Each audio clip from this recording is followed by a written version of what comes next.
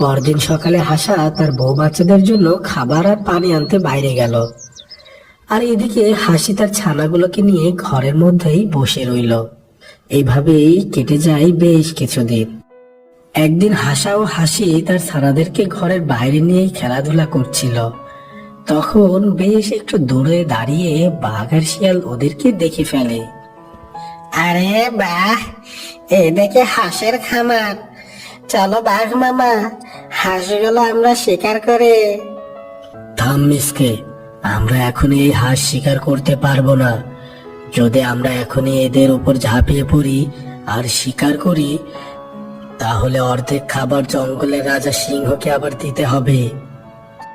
আরে মামা, এখানে রাজা আবার কোথায় আসলো? ও কিভাবে জানবে যে আমরা এই হাঁসদেরকে শিকার করেছি? এইদিকে জঙ্গলের বিভিন্ন ধরনের প্রাণী আসা যাওয়া করতেই থাকে। যদি কেউ আমাদের হাঁস শিকার করার সময় দেখে ফেলে আর সে যদি রাজা সিংহকে বলে দেয়, তাহলে রাজা সিংহ তো আমাদের আর আস্ত রাখবে না রে। তুই তো জানিস রাজা সিংহ কতটা ভয়ঙ্কর। এজন্যই বলছি এখন না। আহ মামা, এখন না তো কখন? আমরা এত সুন্দর সুযোগ হাতছাড়া করে দেব? আমরা এই হাঁসের শিকার কাল করব, কেননা কাল জঙ্গলে পিতুর বিয়ে।